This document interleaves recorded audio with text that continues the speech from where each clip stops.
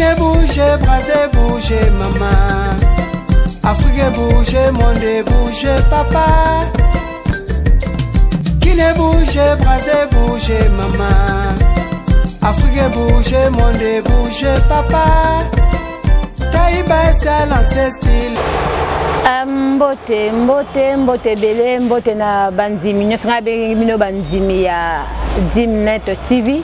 Parce que bozui mon canal Kolanda chaque fois toujours lancé ma chaîne sur YouTube na bandi mingi bazo benga vraiment tout que pesinga sengo makasi na ba oignon so ba benga kinga to monana te to ebanite mais na toujours ba appel c'est intéressant de CP sengo makasi merci mingi na venanga Chimlo Chongo n'appelle ne selenga bien makasi merci mingi na Jansi Kalunda en tout cas merci beaucoup pour l'encouragement na bino merci na Miki Koko Kaisala en tout cas que Dieu vous bénisse les lots na lisolo moko ya bien ya en tout cas beaucoup sepela kande boyebi donc bana ya Kinshasa bana ba intérieur bino kuna na ba diaspora au bazana bangola na Brazza place nyonso webika chaîne fait comme en tout cas aux avamane sengo mingi lelo ya kopesa bino ba news na banzimba eleka ki botala ki avenir lengesa wana zaki en plein bétonnage donc ba misaza osalema na kati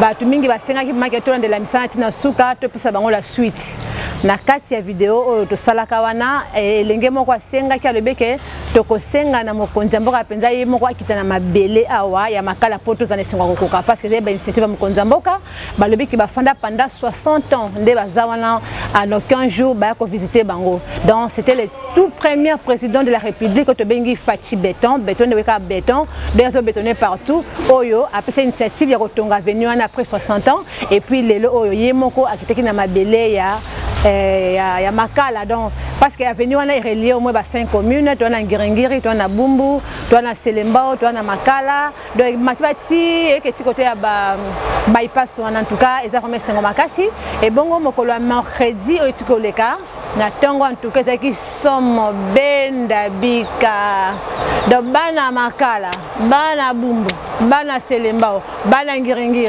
bana Kala baboya ki na bango ko sala musala basala kite basalité donc habite au Kemusalate pour béton armé azoya akitana mabele deuxième sengomo makasi comment na penza comment bana base mobilisaki banda tongo ti 18 ans mokonzamboka nyate mabele babuja kité en tout cas elenge ça avenue na donc Mariano to banda croisement ya force ya Kasavu Buna et Mariano ndesko Mariano zueketi babumbu kuna.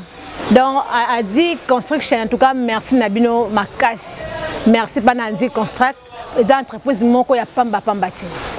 De la bande, bon, moi, la Bilili, ndenge misa tambolaki, bo o basa ba vidéo to tindaki dernièrement batala. Les scams c'est zalaki, ndenge comment qu'il est lo, yemo konzamboka kolo mabele.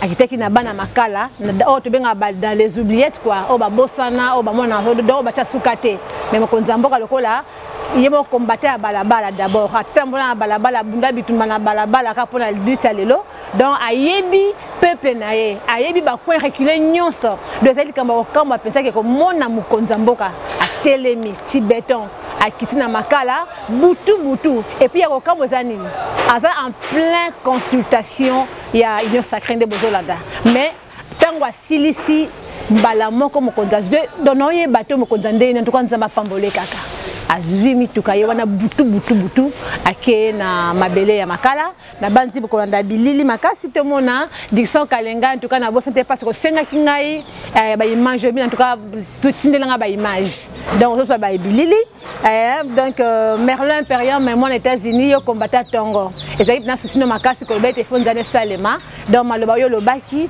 en tout cas nzamba ko kisi ba posa na bino ezali sengo makasi ko bete junior mpo yikulo na Canada et palala pongite dans tout cas c'est moi appelle belé bo pesinge sengo mingi ko ba que non bozolanda biso pe moi et belé en tout cas merci na confiance au pesi biso to tika bino na maboko ya cameraman na biso Damien ye kolomi sapi asi mabilili bolanda o ezalaki lokola boyei ya mokonzi ya mboka Fachi béton armé ya lendi na ye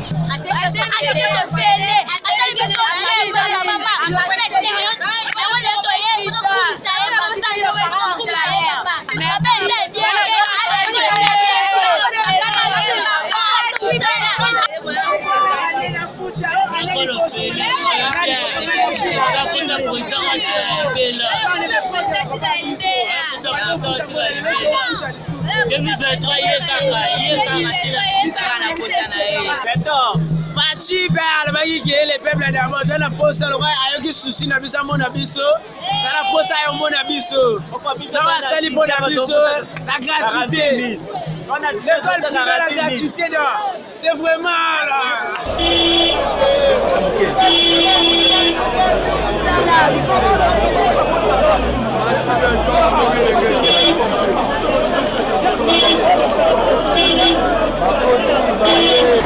Yaya, bonjour.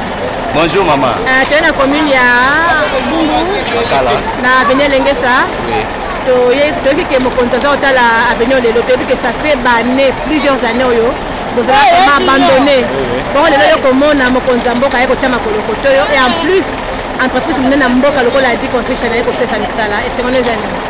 En tout cas, Nazan et c'est maman Kassi. Au banda to banda vraiment tout le monde a présent sur Baleka.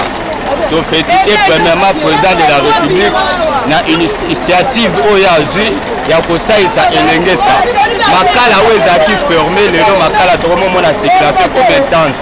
En tout cas félicitations na kobosa na tepe sous ko féliciter Adi construction.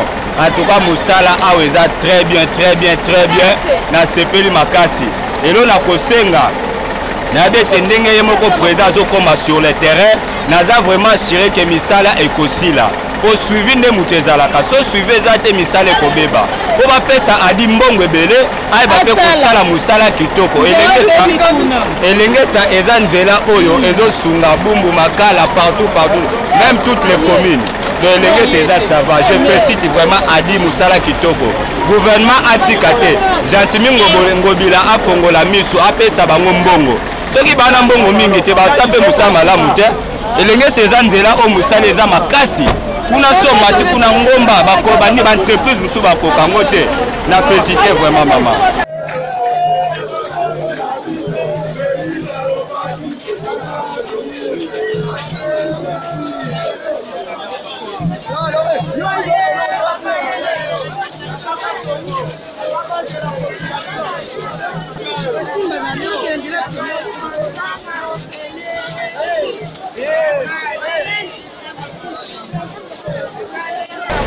Bonjour. Bonjour madame. Oui, nous sommes dans la commune de... Nous sommes dans la commune de Makala et Bungu, au milieu. Ok, ça fait plusieurs années que cette avenue a été abandonnée. Aujourd'hui, on vous a redonné la joie de vivre. Et le président de la République sera aujourd'hui sous scellé pour vérifier les travaux qui s'effectuent. Quel est votre sentiment? Vraiment, nous éprouvons un sentiment de joie. C'est une grande joie pour nous parce que ça fait des années, on a connu beaucoup de présidents. Mais c'est la première fois qu'un président puisse fouler ses pieds dans cette contrée. En tout cas, nous sommes ravis. Voilà pourquoi vous voyez, il y a une forte mobilisation. Les jeunes sont motivés, les papas, les mamans. Il y a même des gens qui ont abandonné leur travail, qui sont là pour accueillir le président. Et nous avons vu ce qu'on n'a jamais vu, ce qu'on n'a jamais vécu dans la commune de Makala ni dans la commune de Bungu. C'était des communes qui étaient trop enclavées. Mais aujourd'hui, par la grâce de Dieu et par le biais des Fachi Béton, que nous appelons bien Fachi Béton, la commune, donc toutes les deux communes seront désenclavées. En tout cas, ça c'est une aubaine pour nous. Nous sommes très ravis. Nous disons grand merci au président. C'est un président proche de la population, un président qui aime le peuple, un président qui veut redonner la joie, les sourires à tous les peuples congolais. Voilà pourquoi, coup de chapeau, cher président, que Dieu vous protège encore, que Dieu vous garde. Nous vous aimons beaucoup. Fachi Béton. Par rapport à l'entreprise qui construit cette chaussée, un mot? Oui, par rapport à l'entreprise, nous sommes aussi flattés de louer bien cette entreprise. Vous voyez, nous avions connu aussi des entreprises qui ont commencé des travaux, qui ont abandonné, qui se sont donnés corps et âme. En tout cas, c'est une entreprise à encourager, à soutenir, afin qu'elle puisse émerger. Adi Construction a prouvé ses forces, ses capacités. C'est une excellente et bonne entreprise qu'il faut encourager dans le pays comme le nôtre. On a 100% 100% congolais. Pe bagnyo so sana bango ba 100% congolais. Étranger ata moko na entreprise ata. Café ba ebi ko sala parce qu'il faut biso to tonga mboka. tokozela bato mosusu baotongela biso mboka te on dirait biso moko toyebi kotonga yango te. Merci. À bientôt. Bonjour. Bonjour maman. Ok, nous sommes sur l'avenue Elenguessa. Selon les dires des autres, ça fait plus de 60 ans que la route a été abandonnée. Oui. Et aujourd'hui, nous voyons la réhabilitation de la chaussée. Qu'en pensez-vous? Quels sont vos sentiments? Oui, la commune a été créée depuis 68. C'est depuis 68 que la commune de Makala a été créée. La commune n'a jamais eu une route asphaltée. On peut se dire que la volonté du vrai changement, ce n'est pas seulement dans les discours ou les déclarations politiques, mais dans les actes et les comportements. Voilà l'acte et le comportement que le chef de l'État descend maintenant pour suivre, faire la suivi. C'est comme ça que je vais vous dire, donc on était dans une commune qui était sérieusement enclavée. Or c'est une commune importante qui est située au centre même de la ville de Kinshasa. Donc ça va dégager, il y a eu des projets des sauts des moutons, il y a les projets de Elenguessa. Le président joue dans la géopolitique de la ville de Kinshasa. Je suis très content de lui.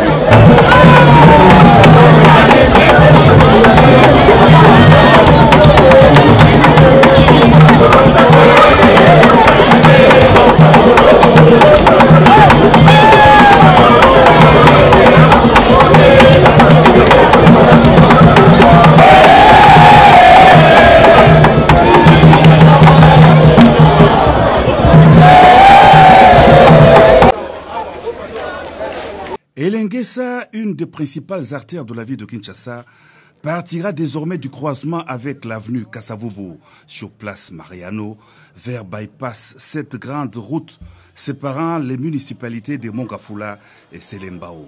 Le président de la République Félix-Antoine Tshisekedi Tshilombo est allé s'enquérir personnellement de l'état d'avancement des travaux sur Elenguessa. À l'endroit de l'accueil, le chef de l'État descend de son véhicule. Il salue la population impatiente. La joie est à son comble.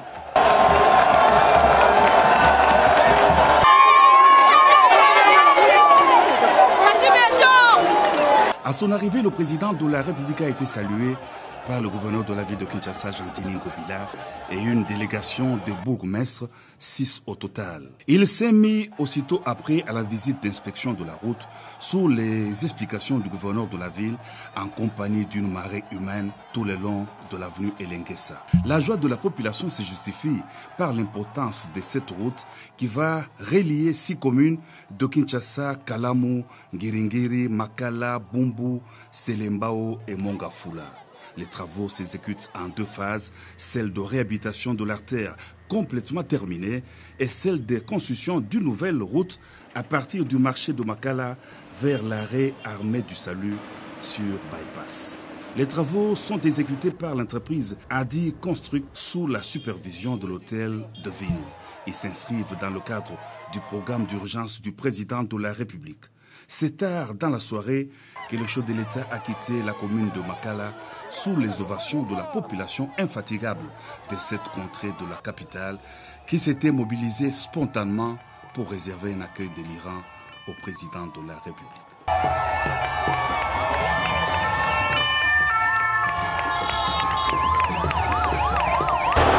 On a bandi bosi kolanda boki gua. Ade kanzambo kipne sengo. Mokonza mboka na bana na ye na peuple na ye. Aya nanga diem ke musa na bandi obengaki osengaki to zapto tinda bilili mona donc tozaki na live na bandi bomoni mura ndenge sopana ki avant mokonza ya. Donc obo image bomona liboso ki do avant mokonza ya. Basi ba tonda ki bele ba oyamba mwana mboka pour la République. En tout cas boli misanga ezana député moko ya boli misanga nazala nga neutre quoi mais il a fait cessé.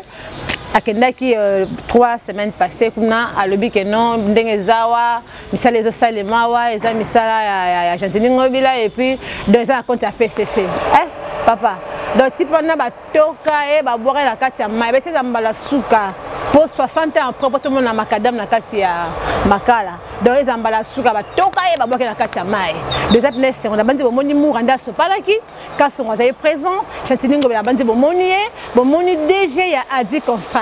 Donc papa en tout cas félicitations de bon ça la misala la ba matériaux moko impossible d'abord tout le monde va bétonner donc ce qui a dit construct donc à bétonner nzela attends pour les bêtis les du fait la raté de te raté donc yependa eza mutu donc eza technique wana a dit qu'on fait merci ni pour nabino na msala bosali venanga chic tantu bilili yango na moni les grands ceux qui mal Loriane Lenvo en tout cas apesi bino merci mingi bolinga kolanda biso ya trop donc tozana ka pona bino ndeka bobenga keno lukela biso loko boye to luka kaka donc ndeto suki ya lelo toko luka mutu moko munene pe o kwa to kuta naye poto le bela consultation générale n'engeleki va passer en casina bango et puis pourquoi consulter est-ce que majorité est-ce que FCC cache va continuer bien quoi ya na invité ba kasa bato sandeni donc bon c'est la bonne personne m'attend dès que sili bon la source ba image ya bien to reçoit comment telle consultation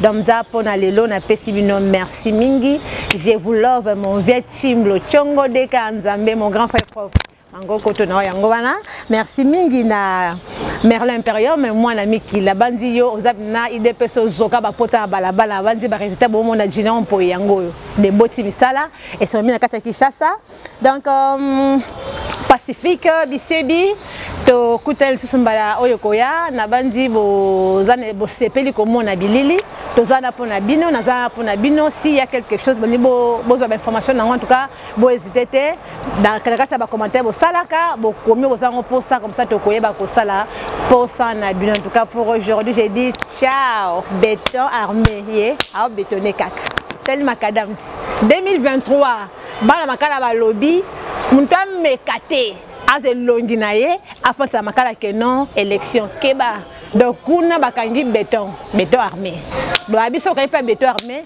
na ba député kaka ya kuna pour sa majorité a bien de façon et beau travailler à l'aise en tout cas merci beaucoup et à la prochaine. Qui ne bouge brasé bouge maman Afrique bouge monde bouge papa Qui ne bouge brasé bouge maman Afrique bouge monde bouge papa Taïba ça lancé style